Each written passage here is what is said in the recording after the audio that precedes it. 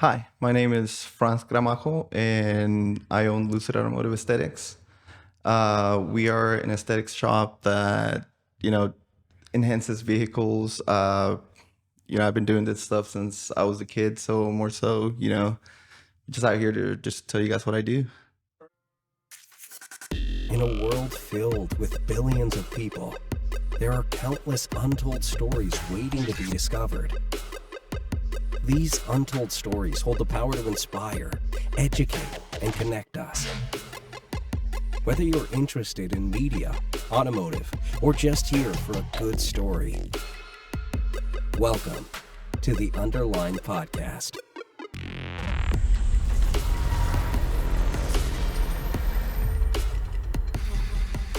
Well, thanks for taking time out of your schedule to stop by and hang out today. I appreciate it. Yeah, no, anytime. So you own an aesthetic shop. What does that mean? Because I feel like everyone kind of puts everyone in the detail category, but you do a lot more than just details. Can you kind of tell us a little bit about that? So with me, I would say I have a heavy background in the detailing industry. My father, this is where I grabbed my detailing experience from. He used to detail in Guatemala. He used to detail airplanes. Oh, wow. And, this has been one of my rocks into why I'm doing this here now. And the reason why I enjoy it. Well, let me tell you how it started. Okay. So he immigrated from Guatemala when I was 3.5. And then mom came right behind him. So you weren't born in the U.S.? No, sir. Oh, cool. I'm full-blown Guatemalan. Okay, sick. So whenever he came to the States, he was, just doing what people do. He was working restaurants and he was working at a detail shop because he still had that in him. So what he did was, he kept grinding. He became a manager. Then he started to run the whole store for this guy. All in all, we got an opportunity at a dealership. And that's whenever I turned 16. This opportunity came in where they were like, hey, you're going to detail some cars. Dad was like, sure, let's get to it. I used to help my father in the garage to do some details here and there. But I was always interested. I was always intrigued with cars. I would always take them apart. I was always messing with everything. So for me, it was just more like he threw me into a candy factory and I was like, Dad, I'll help you. Nice. And he was really happy with that because then he had someone back there helping him. So more so one day, as we built the shop, started to do a couple of cars here and there, but it started to grow. We always have done our stuff with just our work. Right. We've never, we don't know many people, as we came to the US. So it was more so like, hey, let me show you what I can do for you. Yeah. And doing so, it built this clientele where we were cleaning more cars. We started to get cooler stuff here and there. And that's whenever I saw it, it just hit me. And I started to follow car pages. I would start, I turned 16, so I had a car. So, I was still into Fast and the Furious. So for me, it was just You caught the same bug that pretty much everybody and every enthusiast kind of in our age bracket fell into. Yes. You bought your first car, watched Fast and the Furious, and then... Well, I was a kid so I had a Geo Prism as a first car. Mine was a Geo Metro. Really? Yeah. So, it has a little Corolla engine. So for me, it was just more like, wow, I didn't think much of it, but I thought it was cool. I put a sound system in it, a Pioneer, some kicker, but I did all the wiring and all that stuff myself, which I should have been in there. So, I had that bug in me still, and I would put intakes, exhaust, but at the same time, when customers would come in, I would ask, hey, how'd you do that? How did you get that car? And they would always tell me, you just got to work hard. You got to work hard. But at the same time, I didn't have that mentality from where I came from. So for me, it was like, wow, I would just get wowed every time. And, as I got older, you get more experience, you get to meet more people. And, I started to meet all my car friends grew up in a sense. So, I had this dream of wanting a shop to be a certain way. And, I would follow pages, out of state, Florida, Chicago, big cities. And I was like, man, we don't have this in Oklahoma. There's this huge hole missing. And being in this industry, I was able to see that. And, I was like, you know what, let me work on that. And that was around the time when I had my kid. And I was like, you know What year was that? That was like 2017. Okay. And he was pretty much like the push that I had, you know. I was like, you know what, I can do this. Let me show him that I can, you know, build this from the ground up.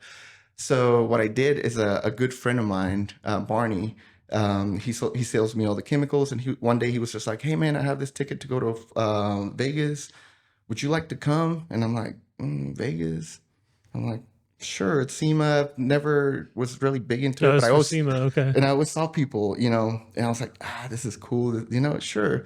But I was always interested in like, you know, the market. And he was like, wait, this is the mecca for it. And I was like, cool, let's go for it. So I was pretty broke, so still went in, got all my friends. I was like, let's all pile up, let's go, you know, to try to make it fun. And what we did was so cool because that was what changed it all for me. And let me tell you why.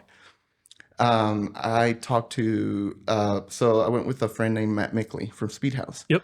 And what we did, I was a little shy. I was a little awkward at first. I was like, hey man, going into it, I was like, hey, I want to talk to these people from 3M. I think this is something that we can bring in, because at the time, nobody was doing this stuff. It was still an open market in a sense. And I talked to this lady named Katie, and she was super nice. She really inviting, and she was like explaining me everything. And I told her, I was like, who I knew, what I did. And I was like, hey, you guys have no market in Oklahoma. And I was like, I think I can help with that. And they were like, sure, we can help you. They sent me to training, bought the machine. And then I just went to work. Referring to PPF or correction, and like all the, you know, like how I brought all this in together. Okay. And, you know, these people were able to help me to, you know, in a way, educate me with the market that they had already in other stores. And I was able to bring that into Lucid as in like, as a, you know, like as a ground, you know, a more sturdy ground into this market, because bringing in all that with the corrections and all that was able to just marry pretty much what I did with my experience with the detailing, the buffing, the ceramic coating. Yeah, it all complements each other very well. Bam. Yeah. And then doing so, you know, we're able to have a full house where we don't send any work out. All our work is in-house. And then I can give a customer pretty much a car guy in a sense. I'm mainly focusing on car people in the same sense, because I want to give you a different experience. I don't want to give you a generic, hey, here's your ticket, bye. No, I you know, there's just something different. But doing so, I was able to make, you know, this market a little better in the sense, and just give a little bit of me to the people. Yeah. But all in all, it's been really good. It's been enjoyable. I get to meet a lot of cool people. That's, to me, that honestly, besides the cars, I think the people, you know, they're the reason why I'm here. So, you know, I'm so gracious and so happy to be able to say it like that. Yeah. Because they're able to give me the life now that I dreamed of by just doing what I love. I can relate. It's really amazing. Yeah. But yeah, no, it's been really good and fun. But yeah, no. So did your dad own the shop originally and then you took it over? No. So my dad owns Nelson's Auto Detail. Okay. Out of Bethany. And what I did is I branched out and just went on my own. I just, you know, at the end of the day, I felt like my dreams were a little different than his. And for me, more so was just, I just wanted to make sure that this market got what it deserved in a way, because I saw the gaps. And for me, you know, it was just easier to go on my own, which it was really hard. Right. Yeah. No, always. So let me tell you how I started with that. Okay. So the start of Lucid, I didn't tell my wife I was going to quit my job, but I told my dad. Dude. So listen to this. This is where it gets crazy, because we had just had my son. And I only had $5,000 on my bank account. That's all the money that I had. I wasn't in a great place, I guess you would say. So for me, it was like, you know what? I have really good friends that were coming into the shop. They were like, Franz, you're more than that. You know, you can do a lot. And, you know, just they put the seed in me.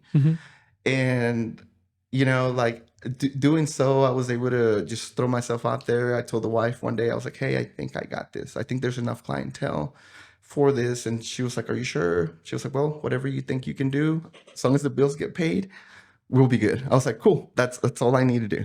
And so I threw myself to a shop that's on 4th and Broadway. Another really good friend named Nick Talley, who owns a tint shop. He was like, hey man, there's a shop across the street from me.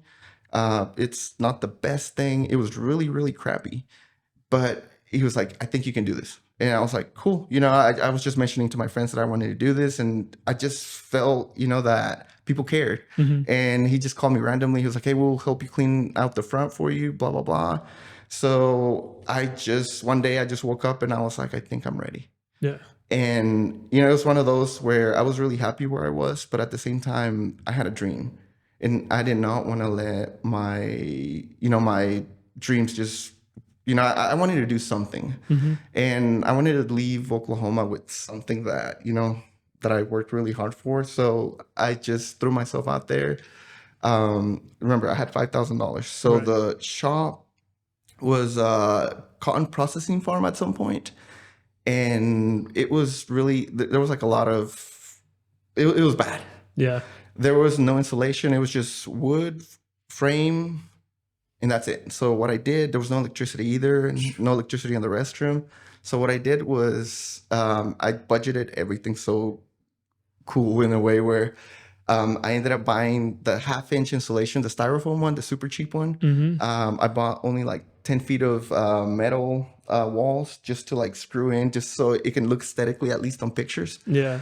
And I was like, okay, I'm going to do it. It took me a month to do all this. I had only 2 buddies come in to help me to paint. But other than that, I was just there grinding. I would do a car at someone's house. And you were still at your day job, or No, had completely I had quit? flatly quit. So you were trying to fight for clients and work while simultaneously starting the shop. Yeah, redoing your shop at this. Oh my God. So no thanks, I'm good on that. Listen to this, man. But this is the crazy part.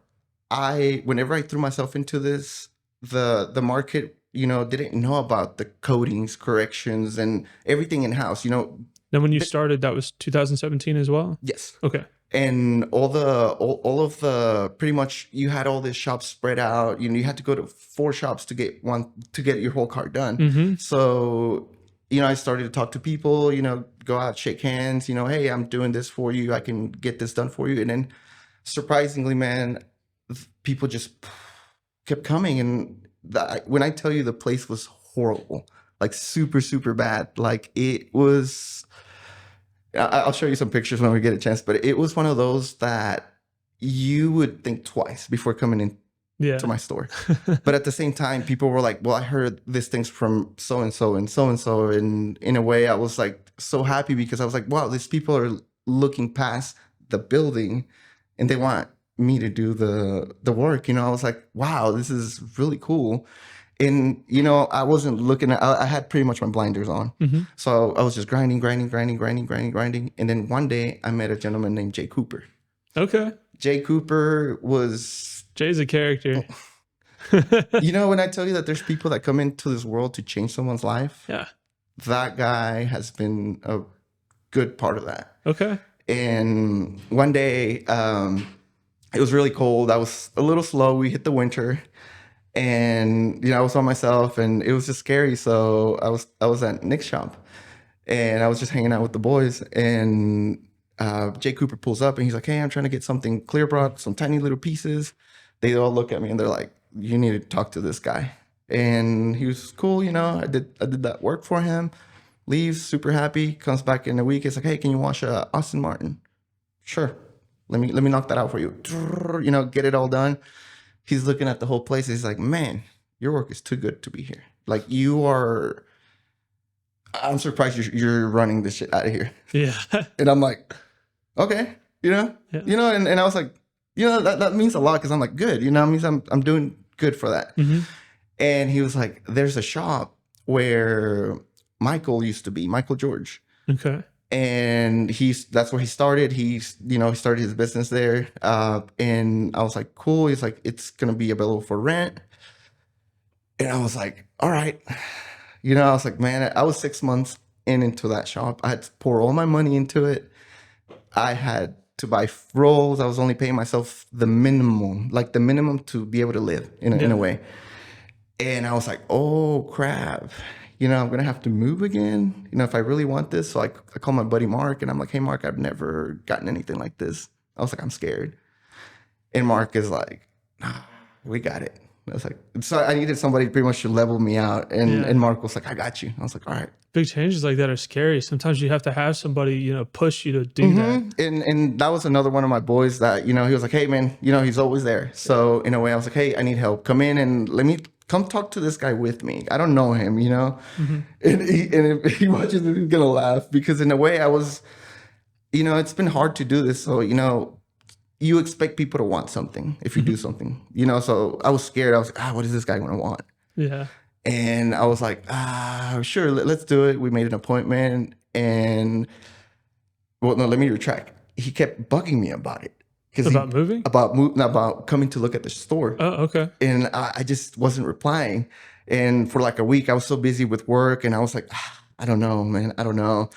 And then that's whenever I called Mark, and I was like, hey, Mark, let's do this. And then we went and we looked at it, and I was like, man, I don't know if I can do this. And I was like, this is too nice. The traffic, was nice to have some front edge. And this is where you're at now on Enterprise? Yes. Okay. And it was crazy because I went home and talked to the wife, and I was like, hey, I really want to do this, but it's just too soon. I was like, I pour everything I had on that store, and it's good, but I need air conditioning. I need heater, which that shop did not have any of that. I was working out of a diesel heater. So more so it was just like I needed to have better conditions to be able to provide for these people. Yeah. And I was like, well, I was like, I'm going to jump on it. So I just, I didn't think of it, and I just went full blown. Just commit and figure out the money later. Yeah. And for me, it wasn't for the money. Like I said, I was paying myself the least that I could to be able to, pay stuff and to be able to do stuff. I had no idea how to fully run a business, because at the end, whenever I ran the store for my dad, I was just managing, and I was never let into anything else. That's the problem with people like us, is we're good at what we do. We're not business people. So a lot of this is learning it the hard way. This is something that I enjoyed. Yeah. So in a way, we don't have business degrees. No. We get, like I tell people, I got these hands. Yeah. So in a way, I was just really scared of the change. So I just reached out to a lot of people, and I was like, hey, I need help with this, that. And everybody literally has came through. Now, fast forwarding it to now, it's so cool to look back. And, for me, it has been so much fun to build this stuff and to be able to put it together. And then when people come in, I'm like, hey, I have this for you. I literally have put my whole life into this, so you can come in and enjoy at least the service that I'm providing. Yeah. So, feel good about it. Yeah. And nothing more than that, because at the end of the day, I feel like I'm happier going home with whoever comes in and leaves happy. Yeah. Then, there's only so much we can do as human. We can only do so much, but it's at the end of the day, I just want people to be happy with our services that we're providing. You can make a ton of money, but if there's a lot of friction in your day-to-day encounters, like if somebody has an issue with something or somebody's not happy about something, it's not worth it. I would rather make less money and have people say, oh, wow, your work is great. Thank you.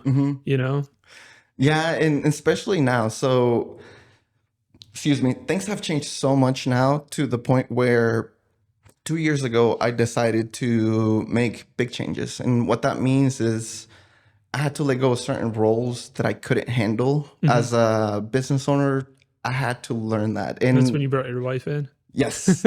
And that to me is my hammer. Yes. That's what I call my hammer, that.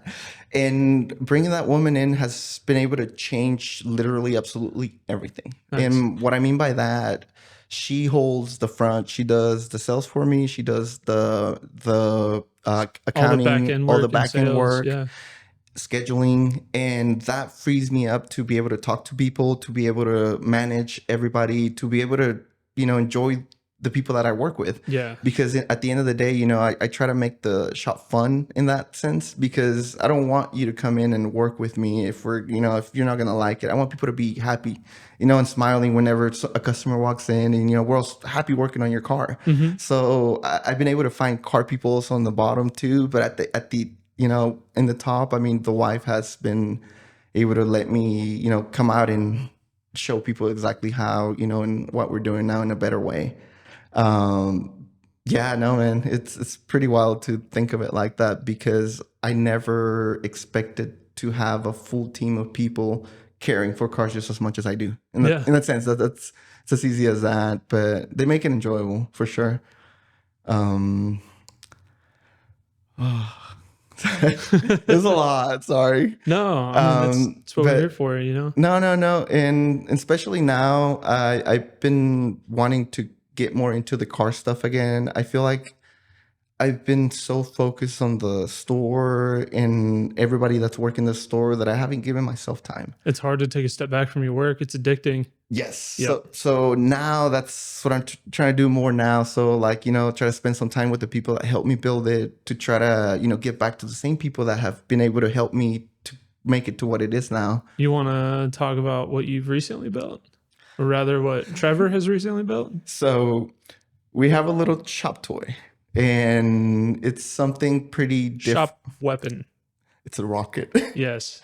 So it's a little, it's a little new build here in Oklahoma. So it's something different that, I wanted to have something for my own, something that's unique. You brought some Texas up to Oklahoma. I brought some Texas into Oklahoma, So what that is we bought a single cab F-150 with a Coyote engine in it, 4-wheel drive, and we did the works. And what that means is we went ahead and ordered some 67 millimeter turbos, some fuel, Tricky Performance hooked it up. They've been nothing but great. I drove the truck today too. I've been putting a lot of miles on it, no issues, and I can tell you that thing is fun. And I've driven some cool stuff because we do a lot of cool stuff, but I can tell you that the truck. Well, this isn't your first fun car either. No.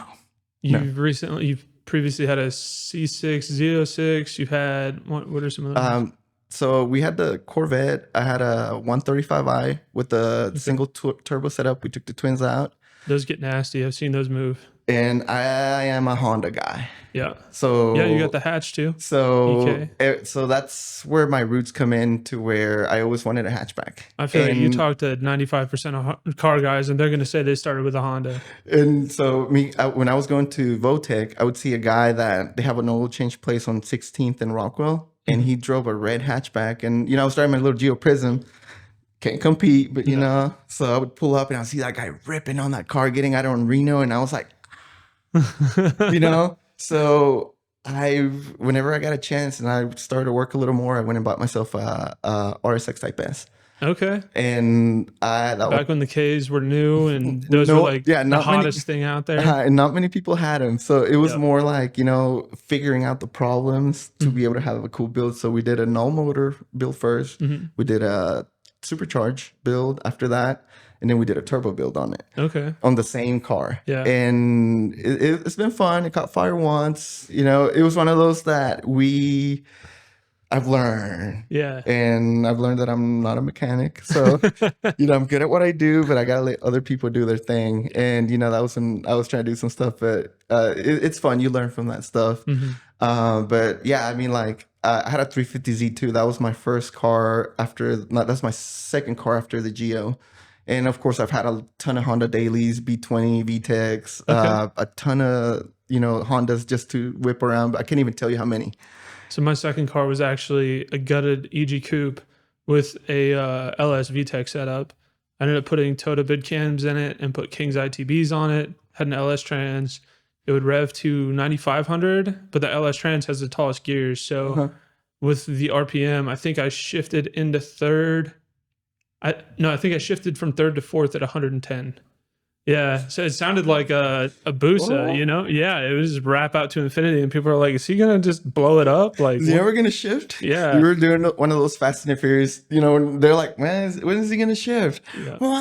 For 5 minutes, right? Yeah, no, my tax stopped at 8, I think, so I had to listen to it. Or did you ever get just the feel whenever you just close your eyes and then it'll do the little? Remember? Did yours do that whenever you would shift? Like the little... I don't think so. That might have been a tune thing. Man, I don't think mine did that. My K did that. Man, I'm telling you, man. It's like going back to memory. See, I only had a K for maybe a year. I had an 8th gen SI. Ooh. That had the K20Z3.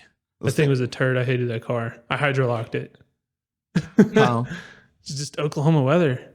It had an intake and it got hairy outside. And did it have the intake to the bottom? Yep. Yeah. Yep. I had one of those on the RS6. Bad idea. No, Bad man. idea. That's funny. Yeah. What other cars have you had? Oh man, I've had all kinds of stuff. Started, Geo Metro was the first car. Okay, we're talking That's so cars. funny. Yeah, that thing was awful. 3-cylinder, 1 liter. I think it made like 45 horsepower. Oh my God. Got like 40 mpg in town though. So being in high school, like perfect. You don't need more. Speed limit in my town. So I grew up in a small town in Idaho, and the speed limit everywhere. I think the highest speed limit aside from the interstate was like 35. So it's like, I don't need horsepower. I'm good, man. It cost me $20 a month to operate this. I can go anywhere I need to go.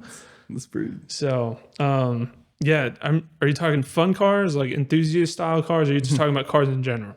Because I've had a lot. No, it's like, the cool cars, because same thing. Cool cars. Okay, so I'll say my EG Civic was probably my first like fun enthusiast style car. I ended up gutting it and then doing the all motor build. It got totaled twice. I rebuilt it both times. I bought it back from insurance, rebuilt it both times. And then it had some weird electrical issue where if it rained, it wouldn't start. Ugh. So with me being in the military at the time, obviously that was, could not. Yeah. So that's when I got the 8th Gen SI, and that was just intake exhaust, nothing crazy with that. I'm trying to think. I've had a handful of SRT4s. Those cars are terrible, but they hold a special place in my heart. They're so much fun to drive. The torque steer. Yeah. That right there for me. Transmissions fall apart on their own without even making power. They have vacuum solenoid problems. These cars are awful. They're super cheap. The third gear grind. Yes. Third gear grind and pop out. Third is just, I'm trying to think. After I started, I had that STI, the used ceramic coated. And then after that, I had a Pro Charged 300C that had the 5.7 Hemi in it. I remember that one. That thing was so much fun. I miss that car every day. After that, I had a C7 Stingray, and that was just headers and tune. That car was amazing. I had the RS3, which was full bolt-on E85, made like 510 wheel horsepower. Amazing daily. It sounded like a UGR Gallardo. Like, it sounded crazy. So there was that. And then after the RS3, Did you have a Mercedes? I had a bagged E350 for a while. I remember that. That was one. actually my third E350 that I've had. I had a red E350 wagon. That was, I think, my favorite daily ever. It had the same cargo space that my truck has. Because the back end, yeah, dude, I fit a full patio furniture set.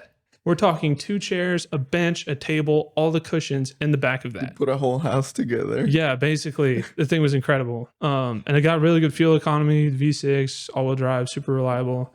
I accidentally made a lot of money on that car. I had no intention of ever getting rid of it. And then I was like, hey, I talked to Michael over at First Rate Auto, Michael Boyd. Mm-hmm. And I was like, hey, what would you give me for this? Just out of curiosity. And he shot me a number, and I was like, oh man, I don't want to sell it, but I'd be an idiot not to. So I let him buy it. But yeah, my most recent E350, the white one, was on Airlift 3P, and I have mixed feelings about it. Why? So having a bad car is really fun. It was great. I had that car when I did Rocky Mountain Race Week. So going through all the back roads of Texas and stuff, double tap the up arrow, I don't have to worry about anything. Yeah.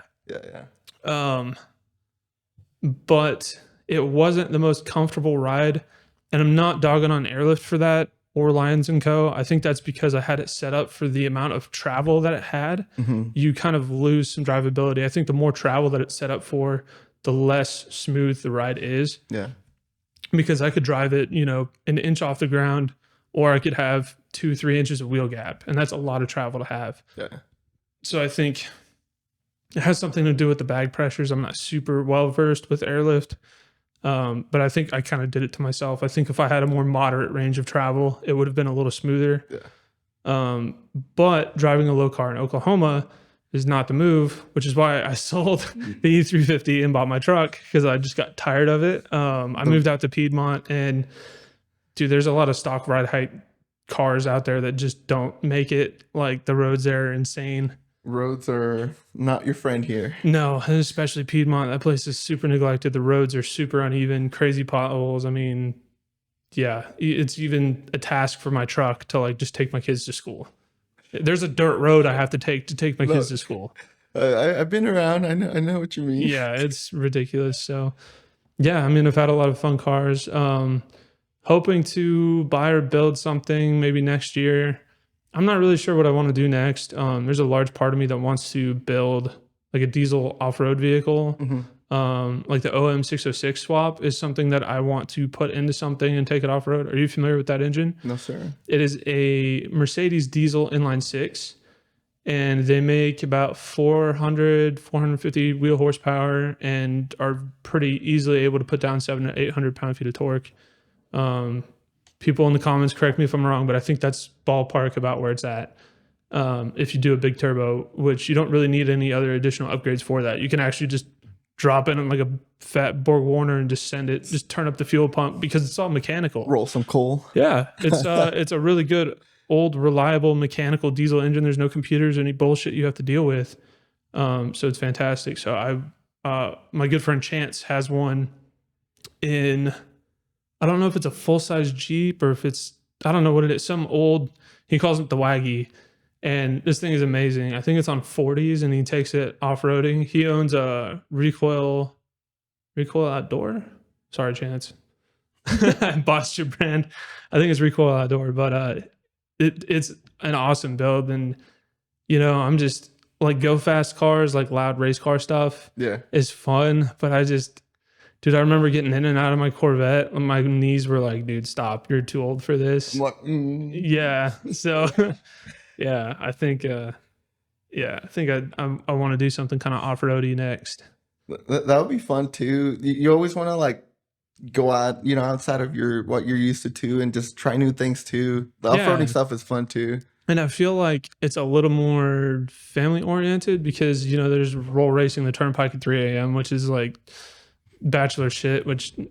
I'm never up that late ever. Like you probably will not ever get a response from me past 10:30 because I'm tired, man. Man, see, one day you're up till 4 a.m. and then next you go to sleep at 9. Yeah, same boat. I can't do that anymore. So I think just like taking something out on the weekend and going to explore and have a little adventure. You know, I think that's a lot more appealing to me now than, you know, going to streetcar takeover, like racing in a streetcar takeover or doing rolls on the freeway, or, you know. Do you feel like now, and I've been in the same thought too, as I've gotten older too, being in this industry too, I've calmed down a lot too in that same sense. I've also, you know, with my son, I'm looking for new things to get into where we can both spend more time. I've been enjoying him more now as he's getting more into cars. It's been really cool to see him, you know, be a baby. Then, you know, I've been introducing cars, but I don't want to press that into him because I want him to love it for what it is, because nobody did that. Nobody pressed the cars on me. I think if he's just around it, it'll catch on. And he has no idea still. Like, he thinks it's cool. He already knows what everything is in the sense, like what cars. So he's what, 6 now? He's 7. 7. Okay. So now, and he's been... So I'm like, hey, you want to go to this car meet? He's like, yeah. So now, you know, he gets so excited and he's like, hey, I want to go look at that. And I'm like, sure, let's go.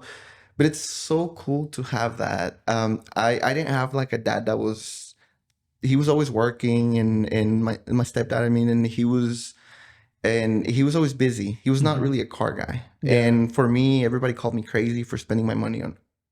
I spent all my money on my cars. Oh man, same. I heard it from everyone. And everybody was like, Franz, crazy, dude. Why are you doing this? Why are you putting a turbo? Save up for something reliable. No, you know what my mom did when I was 18? She was like, okay, you're old enough to have not health insurance, life insurance.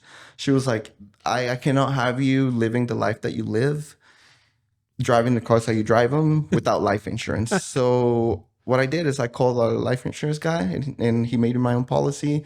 And I've had it ever since. Super cool dude. But at the same time, I think of that and I'm like, you know, I don't want to put my son in danger either. Yeah. So in a sense now I'm like, you know, this is nice to have something cool, something fast, but you know, you can use it, you know, as an adult, you don't have to beat on a car, you know, left and right. You know, it's one of those that put a cage in it, save it for the track. Yeah, and I'm more aware of, you know, and I'm like, you know what, you know, life's, you know, it's one of those that as you learn, you calm down. And as a dad, all you can really do is, you know, it's no different than people who are really into guns. You can teach them the proper way to enjoy it, And that includes like safety and just doing everything right. You know, like if he's going to get in a race car, be like, okay, do you have a cage? Do you have fire suppression? What's your helmet? Do you have a Hans device?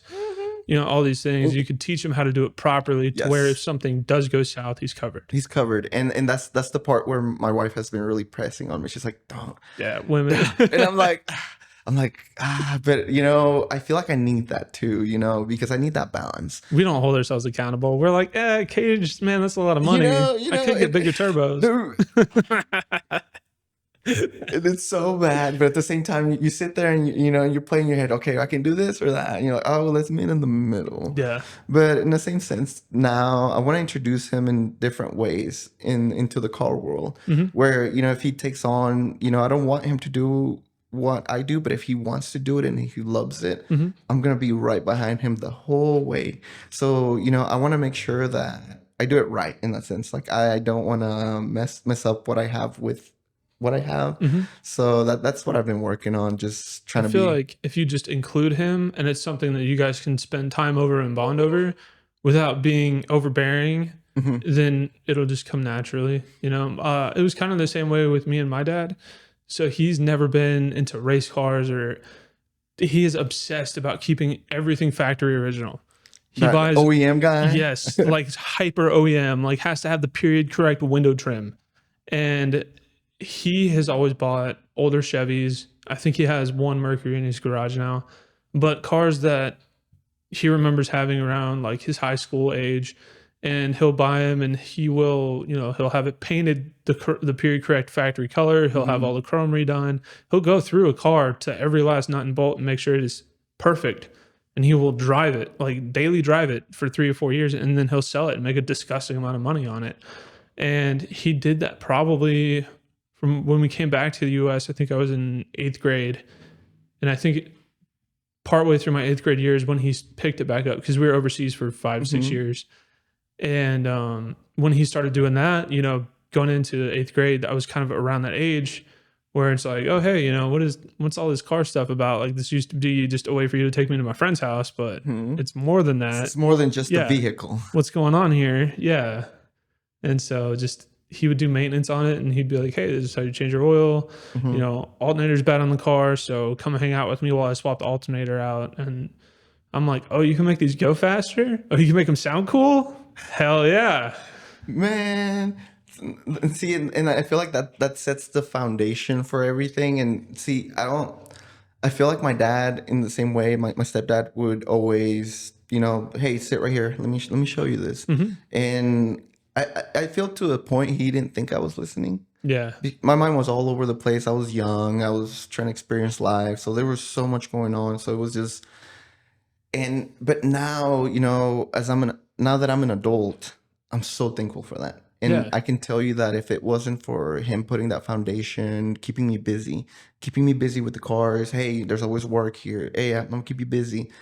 Now, you know, I've kept myself busy this whole time from 16 till, you know, I just turned 33. So it's like, now it's like, I see it now, you know, and anytime I get a chance, I go up to his store and I'm like, hey man, thank you. You know, I shake his hand, give him a hug, and I'm like, thank you. I don't think you understand what you've done for me. And isn't that terrible that when you're in that age, you can almost never appreciate what you have in the moment? Everyone from like 14 to 20 is just like, they don't care and they don't realize how important that time is. And you can't, and it's so crazy to say it like that, because, you know, going back to that, I don't think I would have, if I wasn't around, you know, and like I tell people, it's really humbling for me to start a store with him, grow it with him, get him to where he's at now. And then one day, you know, feel like, okay, well, you know, I did what I could do for you. I gave you 13 years of my life. I was happy doing it for you. I would gladly do it again. But I feel like I have my own dreams. And he didn't rob that from me. He was like, you know, go for it if you can. If you feel like you need help, come work here, you know, as much as you can. You will always have a job with me. Nice. So in that sense, I did feel, you know, some, you know, help on the back. You can't fail. And other good friends, you know, at that time, I remember I did a detail for Robbie. And Robbie McAtee? Okay. And same conversation. I did some ceramic coatings on a Camaro he bought. Camaro? Yeah, he had a couple Camaros they were pretty cool, pretty badass Camaros. And I did some Camaros for him, and he looked at me and he was like, Franz, this is one of the guys that set that seed in here. And I'm so thankful for that. And he was like, Franz, the work that you do, if you were close to my store, you know, I don't think you understand. And I would look at him like, man, this guy, you know, what is he saying? He's like, Franz, your work is really good. Man, the product that you're offering, he was like, I think you could do this. So I feel like just all those people, man, putting everybody into place, you know, it just worked. It was weird, but I feel like it was just meant to happen. Yeah. In its own way. But yeah, no, it's pretty weird and wild and how everything works. But now, you know, I'm able to come back, and all those people that I've told you, I've thanked them for all this stuff. I don't know, the joy that I have in here for that. I can't pay it. I can't buy it. You know, there's nothing I can do but just be grateful. Finding fulfillment in your work is like the end all be all for, I won't say it's everything, but it is such a huge chunk of just living a good life. Mm-hmm. You know, it's like you spend so much of your time at work. If you hate your job, your life's going to suck. No, you can actually wake up happy every day and look do forward something. to go to work, man. Yeah. You get up, so little routine that I have, you know, I get up 5:55. I have a weird time. I have 5:55. I get up at 6:35, so I get it. I get up at 5:55. You know, I brush my teeth, get ready, take care of myself, do my little self-care, go to the gym, work out, go up in the store at 7:45, 7:50 before everybody gets in there, turn all the lights on. Pretty much, I like to have the store ready when people are walking in, when the employees are walking in. Hey, good morning, shake their hand.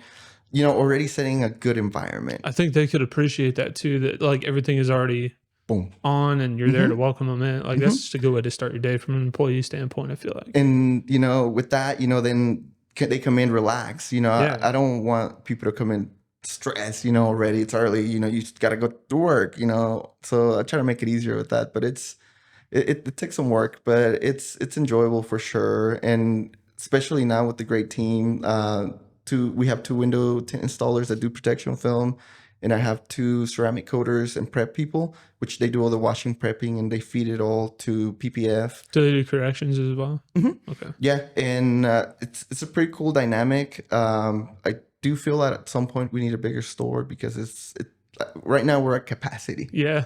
And you know, but at the same time, like I'm learning more as you know as it grows. Mm-hmm. So then I want to make sure it runs fluently and really good without me. Even you know, I want to take a break too. Yeah, for sure. I feel like I've done already the 8 a.m. to 3 a.m. nights. I've done the hard work. So and as you grow, you're gonna have to delegate some of that responsibility too. You're gonna have somebody who manages the tint section, have somebody who manages the coatings. And that's the beauty of it. We actually just got a new manager. Sweet. Okay. Isaac. So that's actually why now I'm able to do more stuff and be able to get out of the shop and the store. And literally the store's fully running right now. I'm not even thinking of it right now, to be honest with you. So that's the cool part. I now have a protection film manager, which he manages the tint and the protection film. Nice. And then I have Paola on the other side, which she does all the ceramic coatings and all the buffs and stuff. And she manages her side. And then the wife just relays the work to them. And then I go in there and I pretty much jump in with everybody in the sense like, hey, you need some help? Sure. Let me go in there, get him set up, get in my head, and get him through the hard stuff. Yeah. And I show people how to get out of the tough situations where they can, in the future they can get out of themselves in a way. So that's just the way I look at my business, because being in this business, guys go crazy trying to figure out how to do every job perfect. Yeah. By themselves, and you can't do that. It's hard. You cannot do that. But I feel like after a good team, I feel like it's doable, especially here in the state, because 5, 6, 7, I would say 7, 8 years ago, we didn't have the market of cars that we have now. It's changed.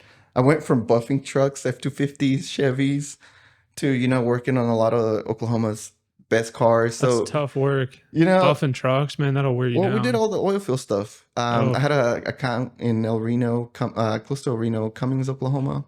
Cummings, Weatherford. We used to do a lot of their buffs. So that's where I got my hands on a lot of vehicles through my dad, to where I was buffing 2 cars a day for them. Since it's good money, probably. I started buffing hard when I was like 18. So from 16 till 18, I learned how to detail. From 18 till, I mean, now, you know, I've been buffing, wrapping, doing all types of stuff. But the buffing was mainly from when I turned 18, my dad went to Guatemala for a month. This was his first time going out to, you know, the country and spending some time. And I was like, Dad, I'm gonna take care of you. Let me run your store for a month. I was 18. That's crazy. I did not know what I was doing. Dude, that's a lot at 18. And I had 5 guys below me. Super good crew. I feel like I've always been able to put crews together and been able to take care of people in that sense. So we had a really good crew, so I threw myself in there and I got a taste of it, and it was pretty fun. And that's whenever I was like, hey, Dad, you know, I can handle this more, and started to give Dad little breaks here and there, go for a month. Nice. And that's where I feel like I got my experience, because I was pressured into talking to people. I was pressured into selling the work and making sure the work went out good. So I was able to, like, okay, this is doable, you know, and then being able to, you know, show my dad I could do this. You're like, hey, this guy can run the store. He's still a kid, you know, but I was doing it already. But now, you know, it's cooler in a sense to be able to do it in a bigger scale. Yeah. And he tells me every time he sees me, he's like, I'm so proud of you, because in a sense, when I was 18, I would sit there with him as we were buffing cars, watching cars together. And I would be like, hey, Dad, I want to do this. I want to bring this in. And I felt like sometimes a lot of people looked at me crazy, and even he himself, he would tell me, he's like, man, you're crazy. I was like, hey, Dad, I think we can do this. And he'd be like, man, I don't know if the market can handle that. And we didn't have the space. We've always had like super small stores, because just the cleaning of cars just wasn't paying us enough it was paying enough to live. Yeah. And it was just something we loved. And in a sense, you know, we just couldn't do more. It just wouldn't let us to do more. Yeah. And that's why I always had it in my head, you know, we could do this or we could do that. Ceramic coatings came, I want to say 9 years ago. They started to become really popular. And man, it was crazy to be one of the few people that helped to introduce that into the state, which let me tell you how it worked. So my store was in Bethany. In Bethany, we did a lot of older cars. I've always done a lot of classics, a lot of stuff like that. And people were used to wax. You know, having wax was something that, you know, people have had. I can't tell you, you know, when wax was made, but, you know, everybody's used it. And everybody was just used to that. Yeah. So imagine somebody coming in and bringing a brand new product that nobody knows. And you're like, hey, man, I'm going to ceramic coat your car. You know, I can do this for you. And then they look at me and they're like, why would I do that? I've been waxing my cars for 30 years. I forgot that was a thing. That's the thing. Wax is dead. Waxing sucks. Dude. Wax is dead. That's what wax is garbage. So, you know, and it still works. But it's such a pain in the ass, though. It's because you got to redo it. It's like ceramic coating your car every month. It's basically what it is, yeah. But, you know, imagine going up to someone that's waxed their cars for 30 years and you try to introduce something new. And, of course, it's going to cost a little more because there's a lot different, you know, there's more steps to just waxing a car. So, you know, you got to wash the car, do the prepping, washing it, claying it, making sure that there's no contaminants on the paint. And then you tell them you have to polish it, and then you give them the cost of installing the ceramic coating, you know, on the paint, glass surfaces, faces, the wheels. So at first it was a shock because people were used to $65 wax jobs, right?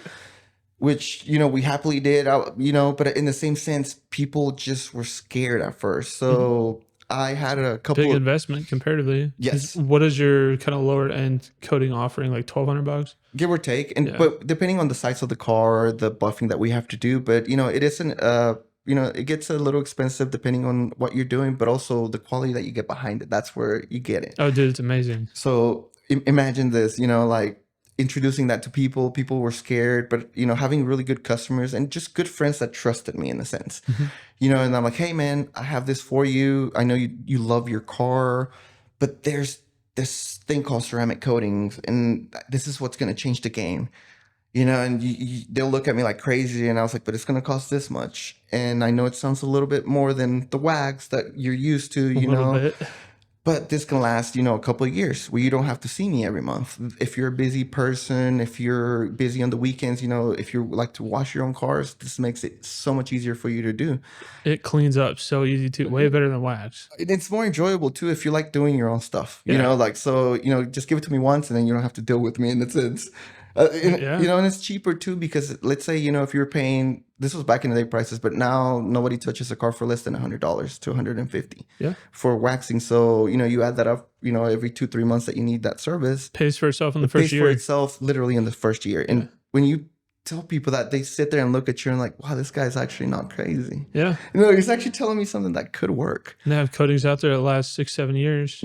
Yeah. And so more so, I was able to talk to more people, go to car shows, streetcar takeover, cars and coffee, look at a car. Hey man, I think I can help you with your car. Same way, introduce myself. Hey, my name is Franz. I really love cars, but this is what I got to offer for you. And, just going up to random people and doing so, more people find out. I made a page on Facebook and I just started to post, what I was doing because people kept asking for it. And I feel like it just went on its own, and here we are now. There's so many things I could tell you about, my story and how, I could sit here literally all day, but it's just, it's just been a ride. Yeah. And I feel like that's the best part of this, because that's how I'm looking at it. I want everybody to grow around me. I work with other detail shops, other wrap shops.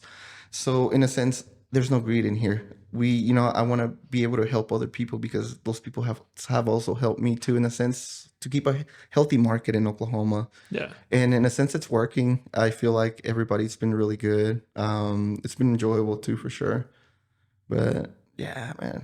What do you have any goals that you have set out for your business, or is there anything that you're kind of looking forward to?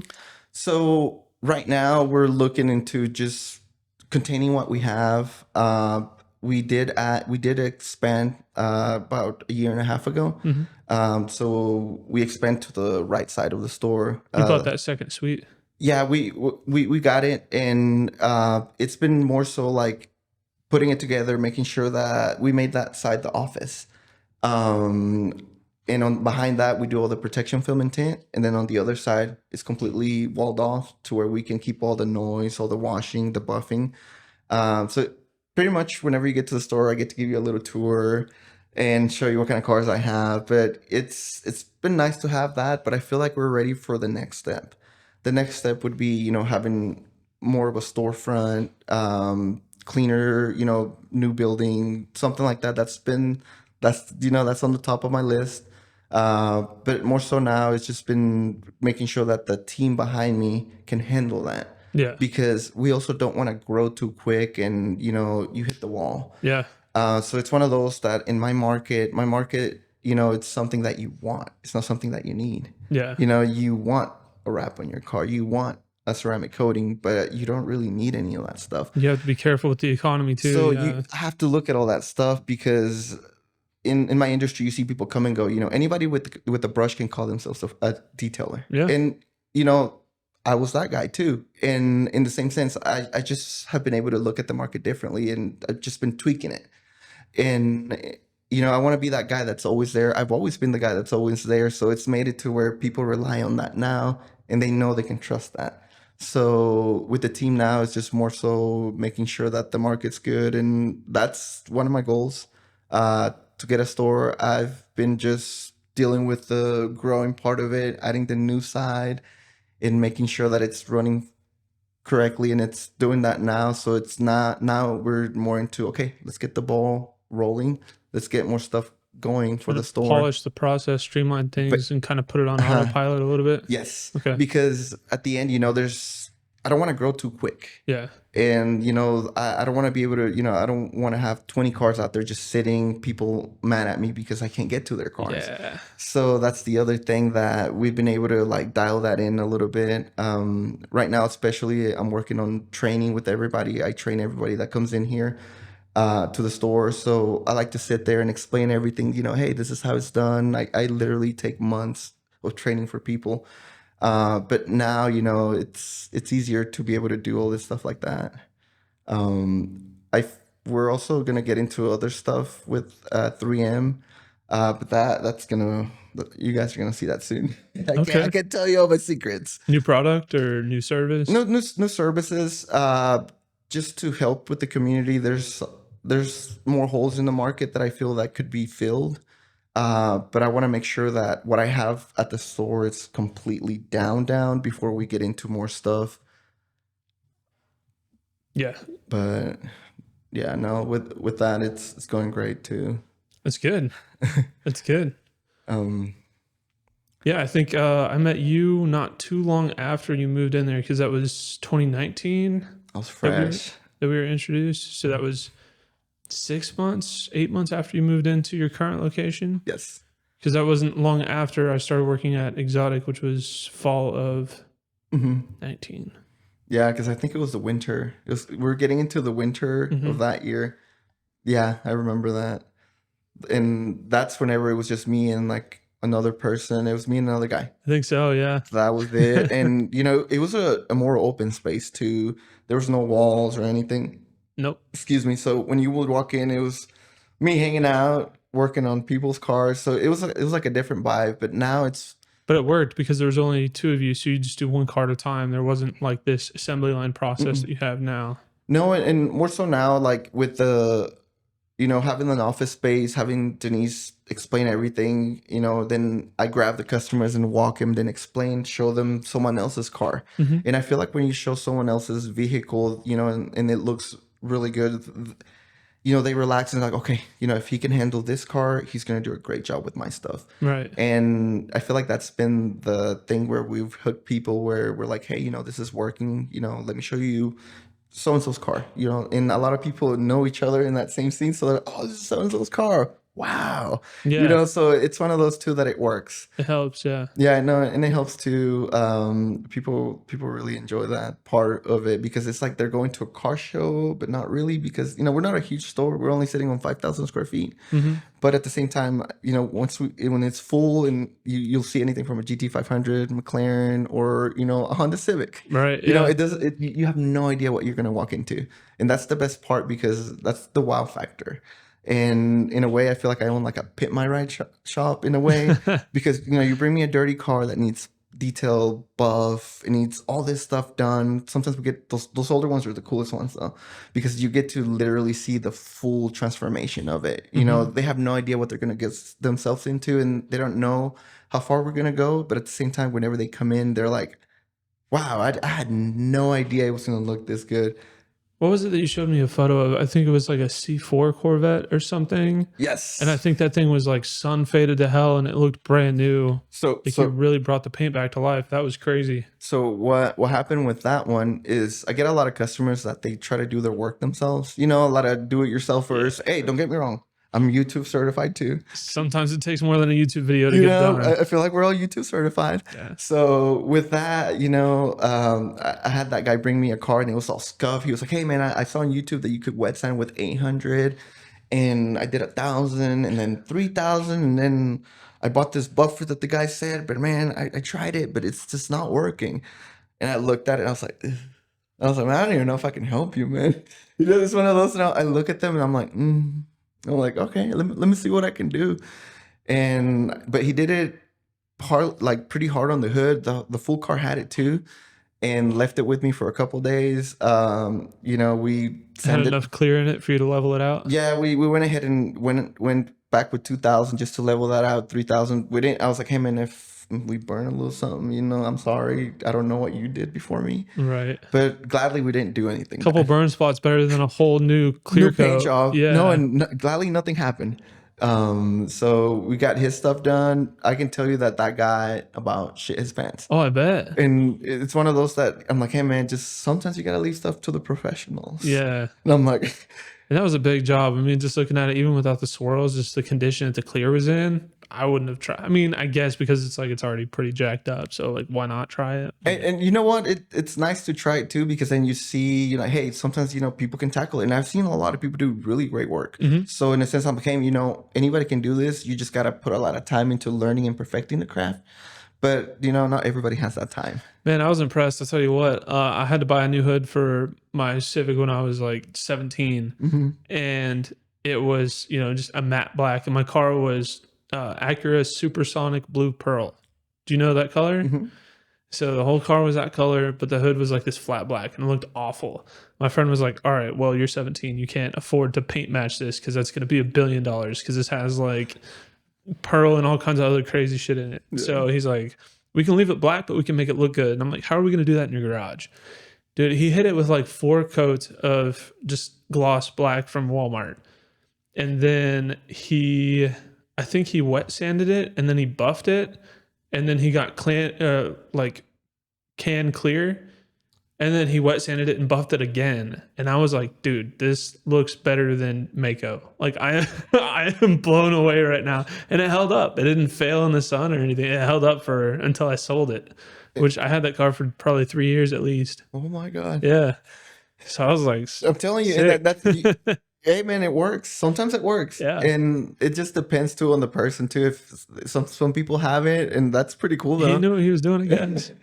But yeah, that sanding stuff, man, I've always told people, you got to be careful because, you don't know, what someone else did before. And that's usually where I try to warn people. Hey, I'm working on someone else's work. Dude, it probably took us 8 hours to do this hood.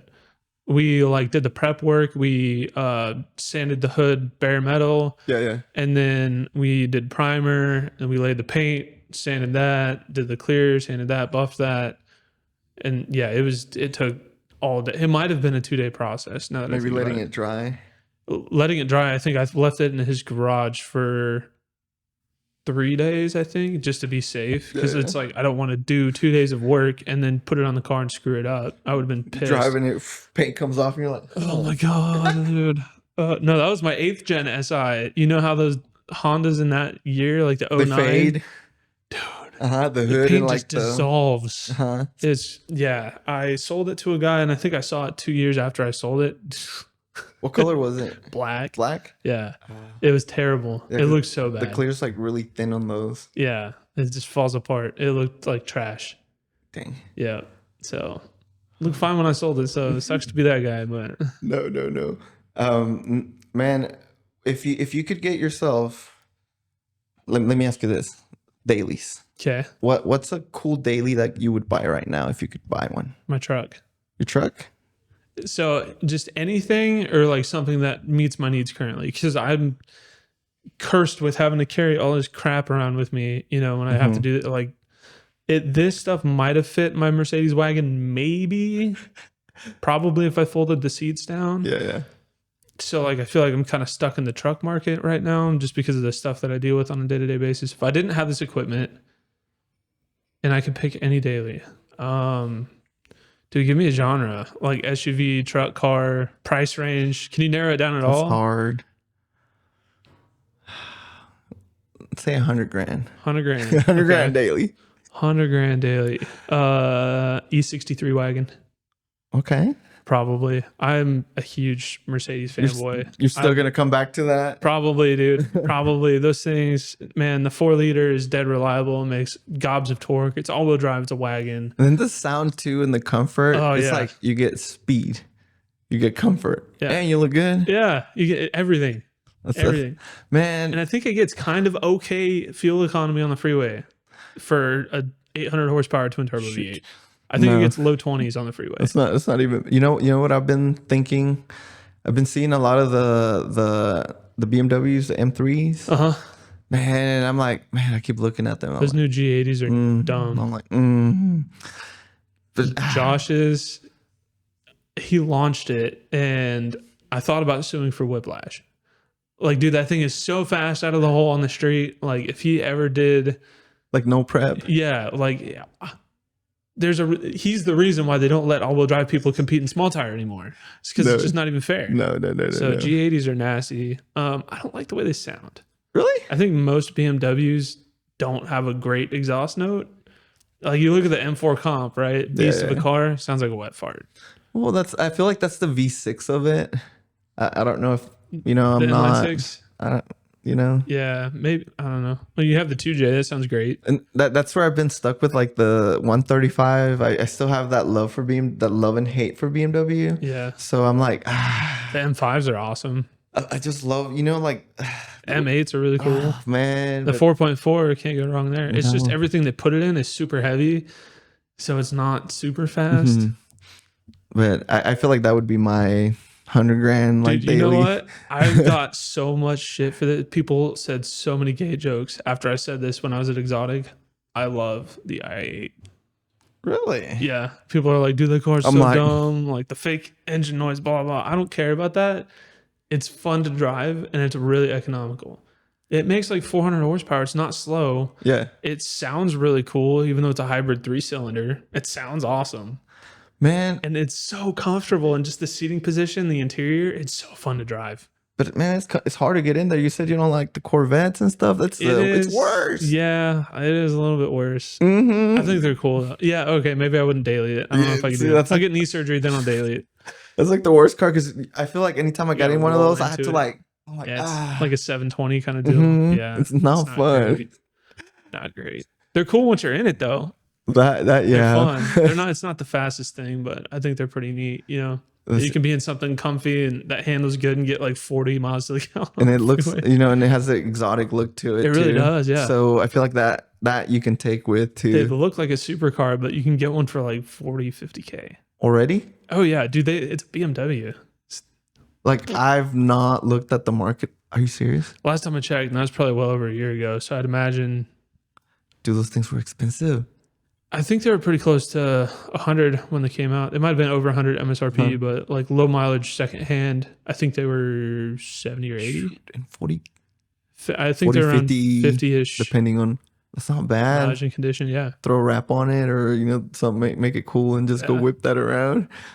That's what I would be doing. That's a car you want to put some airlift on. Mm-hmm. I've seen those bags and I'm like, "Ooh, don't do it. Don't do it. It's a BMW. I can't afford the maintenance." No, and see that's the thing. That's why I went with the Ford. Yeah. You know, like I was like, you know what, I could have gotten different cars and different, you know, ranges, and I was like, you know, I want something different, something unique. There's something that's not broken into just yet. Being a 23, there's not really many, especially Dude, with those the Raptors are sick. with all that stuff. So it's like, Oh, and then I have the Raptor 2 that I was talking about, the F-150, but the Raptor 2 yeah. has been really comfy. That was my first brand new car. Really? I've never You bought it brand new? never have ever owned anything new. Okay. When I started the store, I had a little 2000 Nissan extended cab. Okay. Little older car. Whenever you drove it, it squeaked, it leaked oil. That was my trap truck. That's what I called it. It's a trap truck. You know, 5% all Perfect. around. Perfect. I pulled up and people were like, "Who the Franz? Is that you?" You know, or any of the meets, I would go park it on the back. It'll turn it on. It'll go, Oh, the belt. and then it'll like tame down. You know, I pulled up to so many places with that, and people would look at me like I was crazy. Like, see, that's the thing. I have no shame. Yeah. I don't care. For me, you know, cars, I love cars. So I'm like, man, you know, I'm here in this Nissan right now. I don't know what I'm going to be in next year. So the cool thing about that is that I just kept working. And one day I was like, oh my gosh, you know, everything's done. The other side was already built. It was flowing pretty good. And I started to make a little money, and I was like, okay, you know, we have all the material we need. Everything's paid. I was like, what am I going to do? And then I looked at my little Nissan, and then I had I don't know if it's a 128i that Michael George sold me for a daily driver. And I was like, I could use a new car. Mm-hmm. I was like, Denise is like, Frank, she calls me Frank. So whenever we're having like serious conversations, she's like, Frank, like you need to have something, like you can't be a business owner and, you know, be pulling up in that. And I was like, what you mean? You know, I'm happy, bro. You know, to me, you know, I'm happy with anything that I have. Yeah. So, you know, I was like, you know, you're right. I need something. So I started to search. It helps for people taking you seriously. No. And I was like, you know, I was looking for the 2017 Raptors, and this was like when COVID hit. And I was like, you know, everything's so expensive. All the used cars were so expensive, so it was cheaper to buy a new car. And I was like, Provided man, you don't get hit with markup. well, this is the beauty of it, because at that point they were like 100, 105. So I was able to Damn, are you kidding me? steal it. And then we're talking, I mean, it's not like the, you know, the one with the big engine. So it's 3.5, Yep. you know, twin turbo. So it's, I was like, man, you know, I was like, I would love a new one. I would love the new 12-inch screen, you know, like the comforts, you know, I would like to have some They're comforts, you know, bougie. instead of, you know, having the squeaky, you know, I had to roll up my windows on my other Yeah. Nissan. So I was like, man, this is nice, you Right. know? So I hit up, one of the guys from Merit, one of the boys in the 1%. And I was like, hey, he posted a Raptor on the page.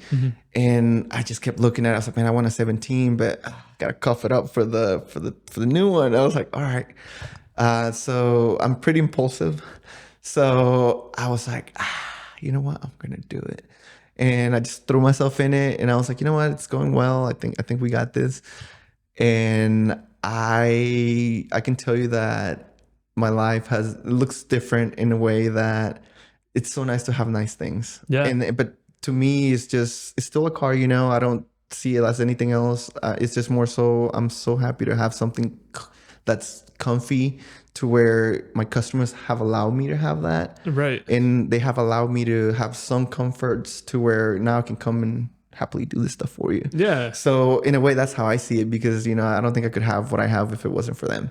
So it's so cool to be able to do that, to be able to just enjoy, you know, from the daily driver to the race truck to the Honda. I don't know. There's a lot of perks into, you know, having a store like this and friends like this. So it's pretty cool. It's not about the cars, but it feels good to do good. Yeah. And to share it, because a lot of people forget. And that's the one thing I'll tell you, that once you get to a certain level, people forget what they did for you or what you done for them. And I try not to forget. And that's the beauty into this, where I'm like, you know what? As I get older, I want to just be appreciative of what I have, and to be able to breathe and live, and to have this freedom here in the US to be able to do what I can do and to be free, literally. And it's so cool, because a lot of people take that for granted. 100%. And, you know, that's the beauty of it, where if you just show up every day, people will show up for you. And I don't know, that's just the mindset, you know, that I have with that. But it's cool to tell you that I was able to buy my wife to a brand new car last year. Oh, what'd you get her? Jeep Grand Cherokee Summit. Okay. The one with the bicolor one. Nice. Diesel? No, she wanted a V6. This is the thing. Okay. I was like, Denise, do you want a track honk? Oh, man. And she was like, no, I don't want no V8. It's too loud. And she doesn't care for cars like that. Yeah. She was like, I really would like the comfier one with the airbags. And I'm like, girl, you could be pulling up in a, you know. It's like, what's that? You want a Grand Wagoneer? Yeah. Which is cool. Don't get me wrong. That's what she wanted and that's what she got. But at the same time, since she was able to help me with all the stuff, she was able to throw down and hold it down. She was able to get that for herself. Yeah. And I'm like, and she feels so proud too, because I was like, hey, you came to do this. This is you, girl. Get it. Yeah. And, you know, same thing now. Now I'm able to see my employees and everybody below me grow the same way too. So I don't know. It's just different, because not only I'm growing, but everybody below me, everybody around me in the same way, it's growing with me.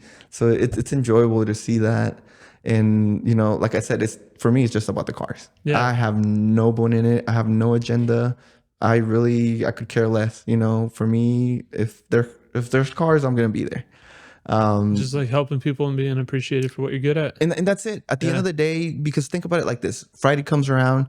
Let's say we got our butts whooped at work. I'm wore out. But the thing for me, you know, on Fridays, usually people pick up their works. And I feel like that's when I go home the happiest, because, you know, we worked from Monday to Thursday super hard to be able to do all this stuff for people. And on Friday, everybody comes in. We check everybody out. Super happy people.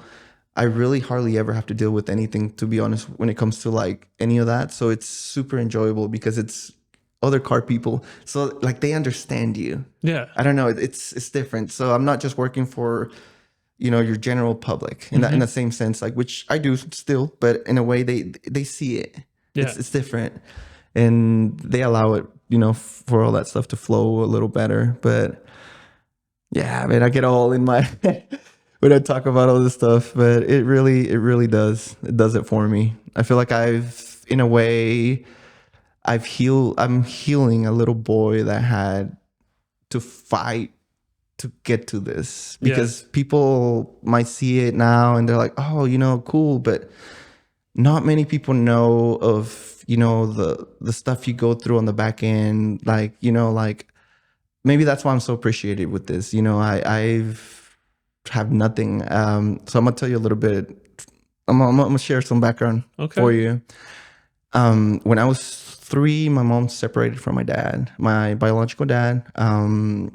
He went on his own to do his thing.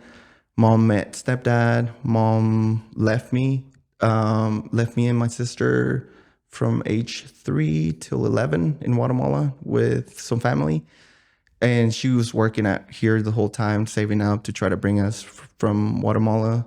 Bill Clinton passed a law that allowed employer to fix employee.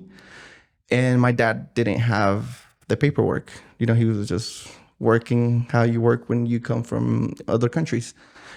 And thanks to that, they were able to put in work. My dad was making $5, $6, $7 an hour working, being a dishwasher and working at a detail shop. So, they were working really hard to make sure that we at least had something in Guatemala. We lived in we had dirt floors, metal house. I remember the electrical was ran like with the little white things, that turn, and it was like that. Yeah. But when mom came to the US, they started to build a house for us down there. Went to a little better school once we got a chance, when that allowed. So I was able to see all those things. But when I turned 11, randomly they told me, hey, you're going to the US. And I was like, oh, I'm going to go see my parents. Cool. So I was excited. I was scared. But the way that I came was, a really hard way too, because I had to come that way. And so, sorry. So, doing so, it took 2 months for us to come. And it was hard. It was cool though, because whenever we were able to come here, it was a different world. I was used to walking everywhere. I was used to doing everything over there. It's just a whole different world from how oppressed you live in a country, and then how you come to here, and then, you get to literally live out your dreams. Yeah. But, through all that stuff, came to the US. My parents lived in a home with other people. So it was more like they were saving so much money to be able to do this for themselves and us. So we shared an apartment with another family, and it was cool though, because at the same time there was really good people, but at the same time, like, now that I'm older and I sit here and think, and I'm like, oh my goodness, like, we'd had to literally fight the whole way. So when dad finally had enough money, once he paid all the debt for us to be here and to get all our paper stuff situated, on that time he was getting us a house. So by age 16, 17, dad finally bought us a house. And that's whenever he was like, hey, there's this shop coming in, I think they want me to clean cars for them, DeFi Motor South, Gary Pitcock. And that was the guy that took over my dad's paperwork to still be able to fix our paperwork stuff. And he gave us a little spot. That's whenever I told myself, I was, I'm gonna help my dad. Because, I was like, he's done all this stuff. He's literally devoted his life to this. I'm like, I can do this. So that's whenever I went in and I was able to just be his anchor. Yeah. And I was like, hey, you got someone here that can help you. And that's where I got my love. And I feel like that's where people see it, but they don't know, and he was really good though. Like, I was able to see him, go through all the hard. And as I got older, I saw people taking advantage of him.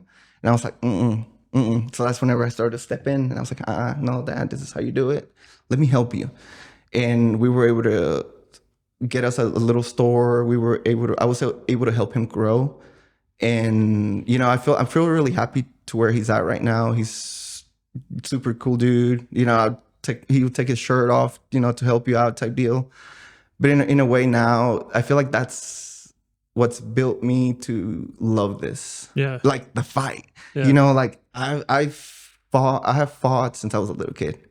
Literally, like from the start till now. And it's so cool though, because I feel like that's the journey that, you know, that's why I show up, you know, and not many people will see that, you know, or know that. But at the same time, it's so cool for me to share that, because as I get older, you know, like I've told you, I appreciate this stuff, but it's cool. It's sweeter. I don't know. There's just something sweet on this, to where I want to be that older guy that goes still to the car stuff. Because I see it, you know, I see my customers now. I want to be that older guy that's so happy still doing that, you know, till 70, 80, till God allows me, you know. And I feel like as I grow older, I feel like that's been the stone of it. I feel like the coming from where I come from, showing up every day, making good friends, because at the end of the day, I have no family here. Literally, my family is my car people. Yeah. Besides my, you know, close family that I have, my dad and other siblings. Other than that, no one else. So it's just been other people showing up for me. So it's been, you know, all my friends just, hey, what's up, Franz? How are you doing? Let me take you out for lunch. I'm like, thank you. You know, thank you for coming. You know, I feel like sometimes I was too busy with work, and nobody really, like, I couldn't give my friends their time, but they still show up. So I'm like, you know what? Maybe I did something really good. They get it. They understand what we go through. And then now, you know, going back to that, it's cool, because it's one of those things that now, as I've gotten older, it's been enjoyable. I want to give that to my kid. You know, I want to be able to pass that down, be like, hey, you know, I was able to stop. What do you call it? Those generational. What do you call them? I wanted to stop that generational curse that we have from back then. I want to show you how this can be done, type deal. And, you know, I don't want you to have to live the way I lived, how I lived. I was like, there's other ways. And I don't know, it's just education, you know, educating. That's crazy. You're like the third person I think I've talked to who's been on my podcast who has a very similar story. Angel Marin, he came from, oh my God, he's going to kill me for getting this wrong. I love Angel. Oh, Jesus. Somewhere in South America. That makes sense. It was, I want to say Brazil, but that's no. It's. I think it's. I'm not even gonna say it because I'm gonna get it wrong, and he's gonna be. Well, I just got it wrong. So you Venezuela or Peru? Yes, it was Venezuela. Yes. Yeah. So he came here from there. I love you, bro. Yeah. Sorry, Angel. I'm an asshole. It's white people thing. Sorry, we don't know. But yeah, him, and then Ivan Rodriguez. He came from Mexico as well, and his dad came here. You know, had nothing, saved up, worked odd jobs to get him to come up to the U.S. and. Dude, I think Ivan just got in his fourth Lamborghini, and you know, Angel has a bunch of ridiculous stuff and has a super nice house, and you know, so it's cool to hear stories like that of, you know, having a dirt floor and having to fight for every dollar. I think so many people get comfortable in salary positions and kind of just let the fire die inside, and they're just selling their time just to get be able to pay bills. Yeah. And I can't survive in a salary situation. I can't do it. You know, I've been offered, I have a background in IT. I actually had a small tech startup a couple years ago, and I've been offered good money to do, you know, salary positions for an IT company. And the issue with that is it's like, I'm not going to want to go into work. I feel like a prisoner. If you tell me I have to show up to work from 9 to 5, I'm forced to be there and there's nothing for me to do. That, like, I don't care. You go crazy. I feel like a prisoner. I feel like I'm serving a jail sentence. So it's like, and I don't care about the time either. It's not like, oh, that shift's too long, I want to be able to work a half. No. Ask Eliud. I've worked a 26-hour shift. I did that. Yeah, one time. So when he was starting off, and it was just him and Braden, and I was like literally their first subcontractor that they brought on. There's a storm coming in, and they didn't have a big inventory at this time, so they had maybe 20, 30 cars in inventory. This was at their old location when they were neighbors with Edmund Motor Works. So I would come in every Monday, I would shoot all their inventory for the week, and that would be it. And I would do that once a week. And this was not long before I met you. This is fall of 19. And it was supposed to rain from like Tuesday to Sunday or something. And yeah, so it's just like, okay, every car that you have coming, we have to get done on this day. And we had so much work cut out for us. I think, did I shoot 15 cars that day? I think probably close to like 1,000 photos that I had to upload. And so it's just one of those deals where it's just like, we can't stop till it's done. Otherwise he's going to be in a bad spot, and he's paying interest on a floor plan when he doesn't have these cars listed. So we both were just had a mutual understanding of like, dude, this is going to suck. Yeah. But we're going to keep some coffee in here and we're just going to do it till it's done. And it's like, that's the stuff that I live for, dude. I think that was the most amount of money I've ever made in one day in my life. And he gave me a huge tip too. And that was the one part, like when I was first starting up. 19 was my first year in business. Yeah. And that was when I was like, oh shit, like I'm doing this for real. Like I think this is my first 4-figure paycheck that I've made on my own. I was like, damn. I found my calling. Yeah. I was like, okay, I'm really doing this here. It's crazy how all the dots come together. Right. It's crazy how just meeting certain people literally changes the way that your life like goes. And just 1 year you're here, I feel like every 5 years my life changes. Yeah. And just by meeting people, it just goes this way, this way. But it's always good. That's really good, man. Yeah. That's pretty badass too, to see like the difference in all the growths and all your friends too, because everybody's growing. And there's no hate because everybody has their own run. Nobody's I'm not on anybody else's, I'm not stepping on no one else's toes. Right. I'm just as happy when someone else gets a note. I'm like, man, dude, I'm like, I love you, dude. Anytime somebody gets a brand new car, I hug you. I go shake your hand and give you a hug. I'm like, man, that's the shit I respect, because you knew what it felt like when you had that, and you're happy somebody else gets that. Yeah, no, and I was the little boy too. When a cool car would drive by, I'd be like, hey, grab it, hey, do that. I was that kid, And now when little kids, come up to me, you know what I do? Open the doors, show them everything. Yeah. Like, let me turn it on for you. I want that next generation of kids and people to be just as happy, because we've all dealt with the guy who is just like, oh, don't touch the car or whatever. It's like, you don't want to be that guy. No. And you want to put that seed in there, because then they remember that. Yeah. And when they grow up, they're like, I remember that truck from so and so, or that car from that day. You remember that day? Yeah. That's how I think, at least. Dude, I had a moment like that when I had the C7. I was on one of the cruising Oklahoma drives, and we were going through one of the small towns, and the streets were just lined with people to see all these cars coming through. Yeah. And my C7 was like pretty close to straight piped. It was deafening. And I heard one kid, he was yelling out, and he was like, do a burnout. And so I stopped, I put on my hazards, and I think it was Angel or somebody, one of my friends was behind me. I was like, hey, back up. I don't want to throw any rocks at you. And I sat there and I did a gnarly sitter, and I just kept rolling on through the stop sign, and the kids were like, yeah. And I was just like, dude, it felt so cool to give somebody else that excitement from something that, I worked for. You feel like your little part of you healed. You're like, yeah, like inner child me is just like, yeah, the Corvette did a burnout. Yeah. I'd install it. Yeah, right. That's the stuff I would be thinking, like, for a second, okay, how do I do a burnout again? Right. Yeah.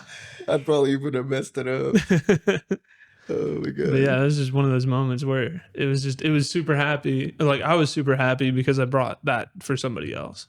Yeah, and that's what it's all about. Yeah. To be honest with you, I feel like that's the stuff you're gonna take home, and as you get older, that's the stuff you appreciate the most. It's the little times, just the memories. That's the only thing we take with us. Like that's it. There's nothing else. Yep. Somebody else is gonna own everything you own one day. You're just gonna pass it on. Hopefully, I'm gonna try to keep that truck forever. Yeah, if I can. Well, hopefully. It's either gonna get sold or it's gonna get willed, one way or the other. Oh my god. I appreciate you coming down here, man. Thank you for taking time out of your busy day to do this. Anytime, man. This is really a great time, and it's nice to share, what people have done. Mm-hmm. I don't think people realize the power of just giving saying something nice about something that I've done. It's so cool to have that here. Yeah. And, I carry my heart on my sleeve, man. So it's one of those that, your work is personal. Yeah, it's really personal. And, I take this with me, and, I am happy to be here, and hopefully, I'll be here in another 10 years, 20 years.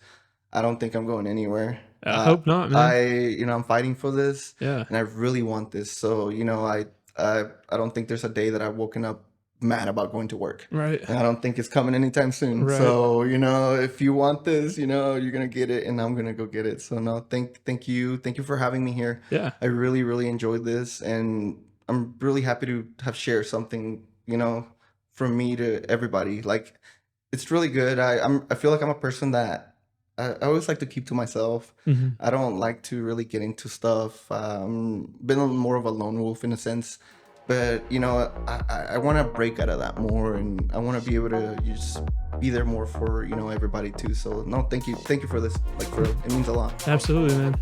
All right, take care. Take care. What is on your mind? What is on your mind? What is on your mind? What is on your mind?